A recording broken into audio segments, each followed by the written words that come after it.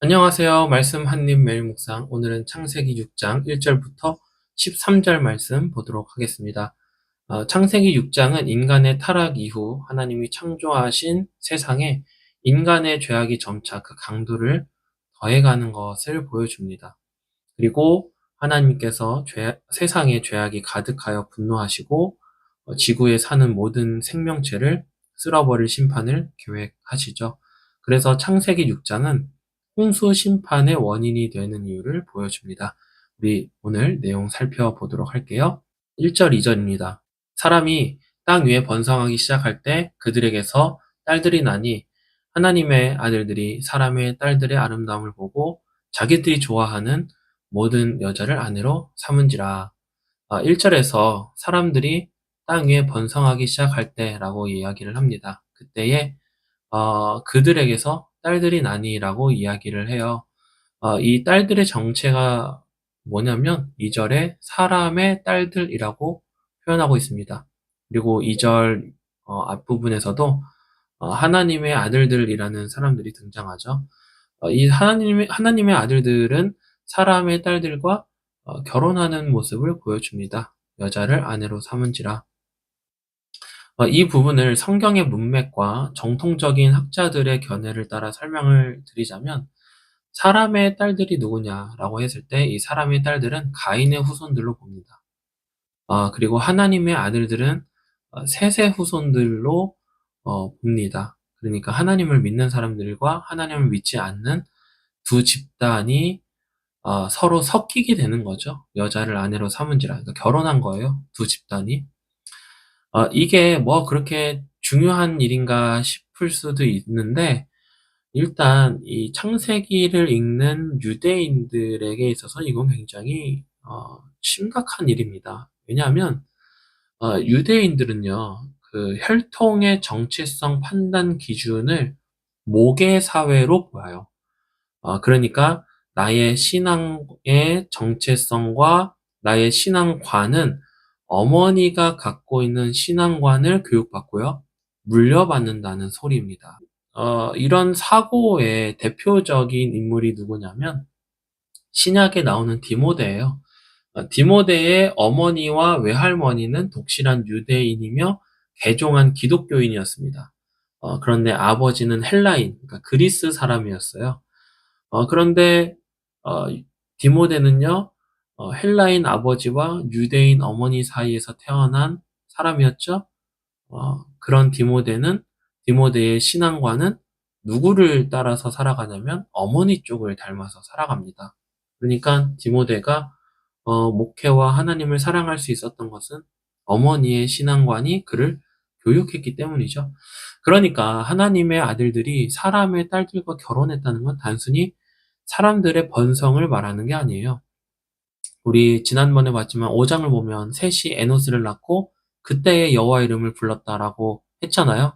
그렇게 하나님을 믿는 순결한 신앙의 혈통을 이어가야 할 하나님의 사람들이 타락한 세상 속에서 사람들의 딸들의 아름다움에 매료된 거죠. 그들과 함께하고 또 그들로부터 나오는 자녀들은 그 어머니 쪽 신앙관을 배우다 보니까 하나님을 믿지 않는 사람들이 당연히 많아졌을 거고요.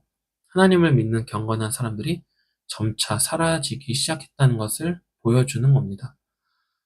당연히 그들의 사고방식, 이렇게 신앙이 혼합되고 혼탁한 사고방식의 시대 속에서 사람들의 사고방식은 당연히 선악의 기준이 자기중심적으로 살아갔겠죠. 네. 그것을 하나님이 보시며 세상에 죄악이 가득하였다라고 말씀하십니다. 우리 계속 볼까요? 4절입니다. 당시에 땅에는 네피림이 있었고 그 후에도 하나님의 아들들이 사람의 딸들에게로 들어와 자식을 낳았으니 그들은 용사라 고대 명성 있는 사람들이었더라. 여기서 이 네피림이라고 하는 사람들이 어떤 사람이냐라고 이제 이것도 학자들의 많은 이야기가 있는데 정통적으로 보면 이 네피림이란 사람들을 문맥으로 보면 용사다. 네. 그들은 용사이고 고대에 명성 있는 사람들 이렇게 봅니다. 그러니까 어떤 군주나 어떤 지도자로 봤던 거예요. 그런데 여기서 중요한 건 뭐냐면 이 용사라고 하는 이 단어가 히브리어로 깃보르라고 되어 있습니다. 깃보르. 근데 이 깃보르라고 하는 단어가 하나님께 쓰이면 그분의 강함, 그분의 전능성을 나타내는 단어인데 이 깃보르라는 단어가 사람에게서 쓰이잖아요. 사람의 딸들에게로 들어와 자식을 낳았다. 그러니까 그들은 용사다라고 할 때 그들이 누구예요? 이 사람의 딸들이죠. 이게 깃보르라는 단어가 사람에게 쓰이면 교만이라는 단어로 해석이 됩니다. 그러니까 타락한 인간이 이 세상에서 누구 노릇을 하는 거예요? 하나님 노릇을 하면서 지난번에 봤던 남편이 아내를 미워하고 형이 동생을 죽이고 아버지가 아들을 죽이는 이런 폭력과 죽음의 문화가 계속 벌어지고 있다라는 것을 보여줍니다. 네. 여러분, 죄인이 강한 힘을 가지고 있으면 뭘 할까요? 네, 사람을 때리고, 빼앗고, 훔치고, 거짓말하고, 고통스럽게 하는 것. 이게 다 뭐예요? 죄가 주는 자기중심성에서 비롯된 결과들이죠. 자, 우리 5절, 6절도 볼까요? 그런 인간 세상을 하나님께서 보시며 한탄하셨습니다. 여호와께서 사람의 죄악이 세상에 가득함과 그의 마음으로 생각하는 모든 계획이 항상 악하였다. 그러니까 죄악이 가득한 이 땅을 보시면 하나님이 한탄하십니다. 하나님께서 아름답게 창조한 세상이 타락하고 고통과 죽음이 가득한 것을 보시며 누구보다 하나님께서 슬퍼하시죠. 그러니까 여러분 보세요. 죄를 지을 때 나도 그 죄 때문에 고통스럽지만 그거를 보시는 하나님은 어떠시겠어요? 그러니까 우리는 죄를 지으면 하나님이 나를 야단치시고 나에게 분노하시고 나에게 벌을 내리실까 봐 두려워하는데 물론 하나님께서 죄를 미워하시기 때문에 우리를 그런 죄 가운데 그대로 두지 않으시죠. 야단치세요. 돌이키게 만드세요. 회초리를 드신단 말이에요. 근데 무엇보다 하나님이 그런 우리의 죄를 짓는 모습을 보시면서 어떤 마음을 가장 먼저 가지시냐면 아파하시는 거죠. 한탄하시고 눈물 흘리시며 네, 그분도 우리의 죄 때문에 고통스러워하십니다. 7절 볼까요? 이르시되 내가 창조한 사람을 내가 지면에서 쓸어버리되 사람으로부터 가축과 기는 것과 공중의 새까지 그리하리니 이는 내가 그것들을 지었음을 한탄함이니라 하시니라. 하나님께서 결국 세상의 포악함을 보시고 세상이 생명이 있는 모든 것을 심판하기로 작정하십니다. 우리가 보통 하나님을 사랑의 하나님으로 생각하잖아요. 네, 맞아요. 그런데 어, 이걸 보면서 아니 하나님이 사랑의 하나님이신데 왜 이것들을 심판하시느냐? 이건 말이 안 되지 않느냐라고 생각할 수 있을 것 같은데 여러분 한번 생각해 보세요. 여러분의 가족을 죽인 살인마가 있는데 하나님께서 그를 사랑하신다고 그가 한 죄를 그냥 덮어두시기만 한다면 또는 그 죄를 그냥 용서해 준다고 얘기하면 여러분들은 그런 하나님을 믿을 수 있겠나요? 그런 하나님을 여러분들은 받아들이겠습니까? 네, 그렇지 못하죠. 하나님은 죄를 미워하십니다. 그리고 하나님은요, 정의로운 재판장이세요. 죄를 공의롭게 심판하십니다. 그리고 우리가 지난번에 아담의 족보를 보면서 무드셀라가 969세에 죽고 노아 홍수가 임하잖아요. 여러분 보세요. 무려 1000년에 가까운 시간을 하나님께서 뭘 주신 거예요? 그러니까 회개할 기회로 주신 거죠. 그런데 그럼에도 사람들은요, 회개하지 않았죠. 그러니까 하나님이 사랑의 하나님이다라고 해서 모든 죄를 다 용서하고 용납해버리고 모른 척해버리시면 그분의 공의로움, 그분의 정의로움은 실현되지 않죠. 그건 하나님이 아니잖아요. 그래서 11절부터 13절까지도 하나님께서 이 땅이 부패하고 이 땅에 죄의 포악함이 가득하여서 모든 것을 다 멸하실 것을 계획하십니다. 여러분, 그런데 여기서 주목해야 될 게 무엇이냐면, 바로 이 8절과 9절이에요. 그러니까, 타락한 세상과 하나님의 심판의 내용 사이에 8절, 9절에 누가 나오냐면, 노아가 등장합니다, 노아. 네. 여러분, 성경이 노아를 이렇게 평가해요. 노아는 의인이요 당대의 완전한 자라. 그는 하나님과 동행하였다. 또는 또 하나님께 은혜를 입었다라고 성경이 노아를 그렇게 평가합니다. 성경에서 완전한 자라고 평가한 세 명의 인물이 있는데 그게 누구냐면 첫 번째로 욥이고요. 그리고 다윗이고 오늘 우리가 보고 있는 노아입니다. 네, 성경이 완전한 자라고 평가한 세 사람 중에 한 명이 노아예요. 여기서 완전하다라는 이 단어가 도덕적 흠이 없고 아무런 죄를 짓지 않는 사람을 말하는 게 아니에요. 이 8절의 말씀을 영어 성경으로 보면 이렇게 표현합니다. But Noah found favor in the eyes of the Lord. 그러니까 이 문장을 직역에 가깝게 번역하면 뭐예요? 그러나 노아는 하나님 눈 안에 있는 은혜를 발견했다라고 할 수도 있고요. 이 부분을 히브리어 관용구의 느낌을 조금 더 살려서 번역하면 노아는 하나님 보시기에 은혜를 얻었다라고 할 수도 있어요. 그러니까 노아는 당시에 세상 문화와 사고방식으로 살아가지 않고 하나님의 은혜가 필요한 죄인이라는 인식, 그리고 언젠가 임할 하나님의 심판이 있다는 것을 생각하며 살아갔다는 것을 우리가 알 수 있습니다. 왜냐하면 노아의 아버지가 라멕이고요. 할아버지가 무드셀라예요. 그럼 아버지와 할아버지가 노아한테 무슨 얘기를 했겠어요? 이 세상의 창조와 그리고 어떻게 이 세상에 고통이 오게 됐는지 그런 타락과 그리고 아벨과 그리고 가인의 이야기 그리고 증조 할아버지 이야기 어떤 에녹의 이야기죠. 에녹의 이야기 그리고 그 할아버지가 내 이름을 무드셀라로 지었는데 이게 무슨 뜻이고 이 의미는 하나님의 심판이 올 것이다라고 하는 이런 신앙 교육을 무드셀라와 아버지 라멕은 노아에게 가르쳤겠죠. 예, 그러니까 노아는요, 당시 문화 속에서 하나님의 은혜를 구했던 인물일 수밖에 없었고요. 그리고 하나님은 그런 노아를 귀하게 여겨주셨고 은혜를 주신 거죠. 우리 말씀 적용 한번 볼까요? 첫 번째로 신앙의 경건성을 지키는 것입니다. 하나님의 아들들이 사람의 딸들의 아름다움에 매료되어 그들의 신앙과는 혼탁해지고 혼합되죠. 그리고 결국에 그들이 하나님 없는 선악의 기준이 자기에게 두고 살아갑니다. 여러분, 죄는요, 한 번에 우리에게 확 밀려 들어오지 않아요. 조금씩 조금씩 죄가 우리에게 이렇게 얘기합니다. 이럴 수도 있지. 저럴 수도 있지. 괜찮을 것 같은데? 무슨 큰일이야 있겠어? 라고 서서히 죄는 우리를 잠식시켜요. 우리가 사는 세계관이, 이 세대가, 이 시대가 그런 사고방식으로 살아가죠. 절대적인 것은 무너지고 모든 게 상대적인 사회가 바로 오늘날 우리가 살아가는 이 시대입니다.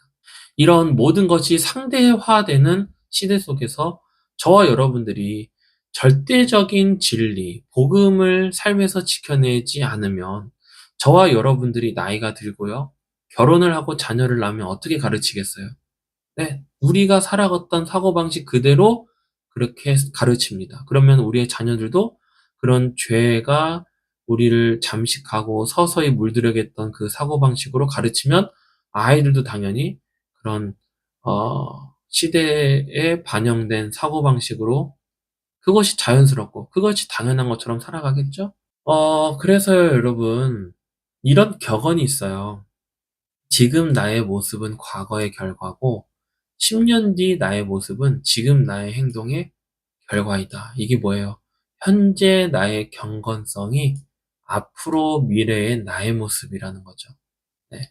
그러니까 지금 현재 여러분들의 선택과 행동과 습관들이 모여 미래의 여러분들을 만들어냅니다. 네. 여러분들의 현재 경건성은 얼마나 지켜지고 있는지 한번 생각해 보세요. 두 번째로 하나님의 슬픔을 헤아려 보는 것입니다. 우리가 하나님의 슬픔을 헤아려 본다는 말 자체가 사실은 말이 안 돼요. 그런데 한번 생각해 봅시다. 하나님은 사랑이세요. 여러분들도 아마 경험을 해봤을 텐데, 사랑을 하면요, 마냥 행복하지만은 않아요. 거기에는 어떤 형태로든 반드시 고통이 따라옵니다. 요한복음 3장 16절에 하나님께서 세상을 이처럼 사랑하사라고 얘기하죠. 죄인과 함께 있는 것만으로도 사실 엄청난 고통과 분노가 일어나는데, 그런 죄인을 사랑한다는 것은 얼마나 더 힘들고 고통스럽겠어요.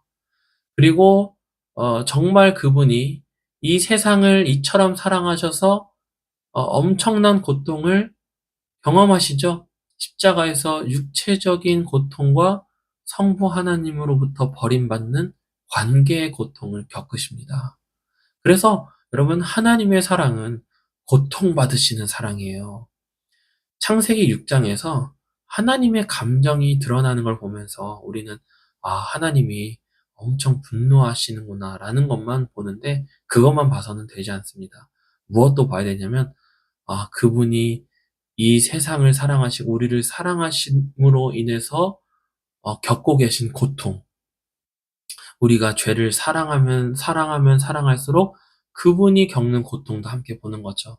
그래서 하나님의 고통을 보지 못하는 사람은 그분의 사랑도 보지 못한다는 말이 있습니다. 그래서 여러분, 하나님이 죄는 미워하시고 우리를 사랑하신다는 것을 무엇을 통해 보여주세요? 네, 십자가를 통해서 보여주시죠. 십자가는 죄를 심판하는 하나님의 공의와 우리를 사랑하시는 그분의 사랑이 공존하는 것이 바로 이 십자가죠. 그분의 공의와 그분의 사랑이 공존하는 것을 보여주죠. 그래서 여러분, 이 부분을 꼭 붙잡으셨으면 좋겠어요. 여러분들이, 그러니까 우리가 죄를 범했기 때문에 사실 그 죄의 결과는 우리가 당해야 되잖아요. 하지만 여러분들이 회개하고 돌이킨다면, 그러니까 회개한다는 건요, 나의 죄의 크기와 고통을 보면서 동시에 그 죄로 인해 고통받으시는 하나님의 슬픔을 같이 느끼는 것입니다. 이게 회개예요. 그러면서 동시에 뭐예요? 회개하는 나에게 예수님께서 뭐라고 말씀하시죠? 내게 오라고 말씀하시죠. 내게 오라. 네. 그렇게 말씀하시는 예수님, 나를 용서하시고 사랑해 주시는, 그리고 나를 받아주시는 예수님의 그 한없는 사랑에 기뻐하는 것. 여러분, 이게 바로 회개입니다. 내가 지는 죄에 대한 고통, 그리고 그 고통을 같이 느끼시는 하나님을 보시며 슬퍼하는 것. 동시에 그런 죄의 고통 속에서 회개할 때에 나를 한없이 받아주시는 예수님의 사랑, 이것을 경험하는 게 바로 회개예요. 네. 그래서 회개는요, 죄의 고통과 하나님의 슬픔을 헤아려 보는 것입니다. 그러면서 동시에 우리에게 나에게 오라라고 말씀하시는 예수님의 사랑과 용서를 받으면서 기뻐하는 것이죠. 우리 이렇게 기도했으면 좋겠습니다.